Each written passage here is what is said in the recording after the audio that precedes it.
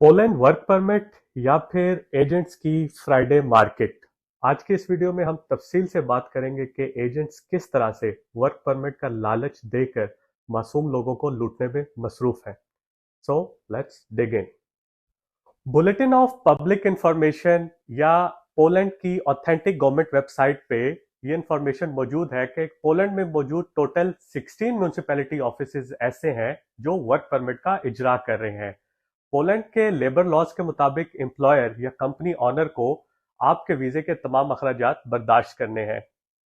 Work permit issue के मामले में आपके एम्प्लॉयर को सिर्फ और सिर्फ 200 पोलिश ज़लोटी 16 म्यूनिसिपैलिटी ऑफिसेज के अंदर पोलैंड में अदा करने होते हैं, जिसके बाद आपको एक वर्क परमिट का डॉक्यूमेंट इशू किया जाता है। इसके अलावा अम्बेसी में इंटरव्यू के दौरान आपको अप्रोक्सीमेटली 361 दिरम वीज़ा फीस पे करनी होती है, जो कि बिल्कुल नॉन रिफंडेबल होती है। अगर आप total cost overall Poland work permit के सब कुछ मिलाकर देखें तो आपको ऐसा लगेगा कि ये कॉस्ट तो बिल्कुल इतनी ज़्यादा नहीं है जितनी एजेंट्स आपसे वसूल कर रहे हैं। तो असल में चक्कर है क्या?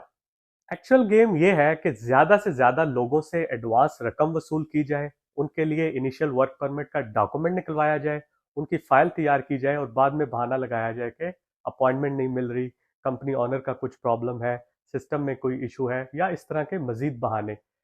फॉर एग्जाम्पल, अगर आपको अपॉइंटमेंट मिल भी जाती है और आप वीज़ा अप्लाई कर भी देते हैं और खुदा न खास्ता आपका वीज़ा रिजेक्ट हो जाता है, तो भी वो आपको रिफंड नहीं देते, बल्कि आपको कहते हैं कि जी हम फ्री में आपका री अप्लाई करेंगे, जिसकी दोबारा से सिर्फ और सिर्फ फीस 361 दिरम ही है। कहने का मकसद ये है कि ज्यादा से ज्यादा लोगों से एडवांस लेकर उसको पास रखना, 1 साल 2 साल तक उसको इस्तेमाल करना, लोगों को बेवकूफ बनाना, this is called a scam. Instalments पर गाड़ी लेना, टीवी लेना या फिर फ्रिज लेने के बारे में तो आप सब लोग जानते ही होंगे, लेकिन इंस्टॉलमेंट पे वर्क परमिट लेना, वो भी पोलैंड का, this is something new to me. आजकल एजेंट्स मुख्तलिफ मराहल पे मुख्तलिफ पेमेंट्स लेकर आपको बेवकूफ बनाने में मसरूफ हैं।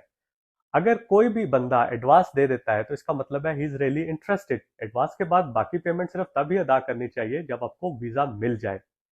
अगर आपका वीजा रिजेक्ट हो जाता है तो एजेंट आपको कोई भी अमाउंट रिफंड नहीं करेगा, बल्कि ये बहाना बनाएगा कि वो दोबारा से आपके लिए रीअप्लाई करेगा और हो सकता है सेकंड, थर्ड, फोर्थ या फिफ्थ ट्राई में आपको वीजा मिल जाए।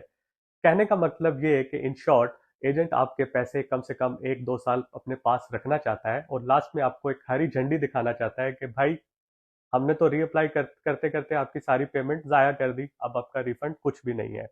दरअसल मेरे हिसाब से इसको एक नई तरह का स्कैम कहा जा सकता है।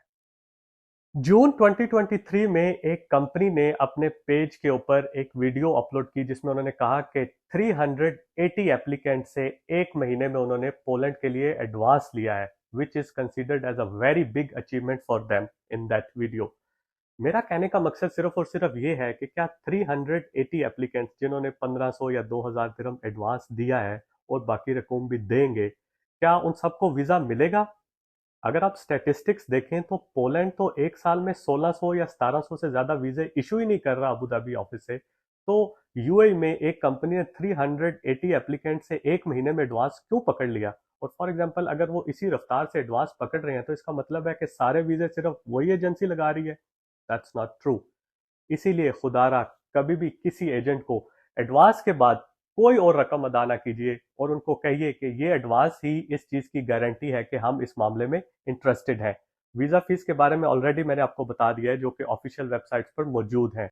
मेरी इस वीडियो का मकसद हरगिज वर्क परमिट या ऐसी कंसल्टेंट को टारगेट करना बिल्कुल नहीं है, बल्कि मैं ये वीडियो सिर्फ और सिर्फ आप जैसे मासूम लोगों के लिए बना रहा हूँ जो एजेंट्स के पास भाग भाग कर जाते हैं और पैसे उनके हाथों में रख के कहते हैं कि हाँ जी हमें वर्क परमिट दे दें, चाहे इंस्टॉलमेंट में ही पैसे ले लें, हम मेहनत मजदूरी करके आपको किस्तें चुकाते रहेंगे। खुदारा कभी भी अपने पैसे इस तरह के 2 नंबर एजेंट्स पर ज़ाया ना करें। डन बेस पर भी अगर आप काम कर रहे हैं तो मेक श्योर कि आप एक एडवांस दें और बाकी सारी पेमेंट वीज़ा मिलने के बाद दें। दरअसल अपॉइंटमेंट्स की शॉर्टेज की वजह से एजेंट्स आजकल आपको मुख्तलिफ ममालिक में भेज कर भी अप्लाई करवा रहे हैं, लेकिन इसका हरगिज मतलब ये नहीं है कि आपको वीज़ा ज़रूर मिल ही जाएगा। इसीलिए I always recommend only do the payment once you get the visa. शुरू में कुछ एडवांस देना बिल्कुल मुनासिब है, लेकिन इंस्टॉलमेंट में तमाम रकम वीज़ा मिलने से पहले दे देना बिल्कुल गलत है।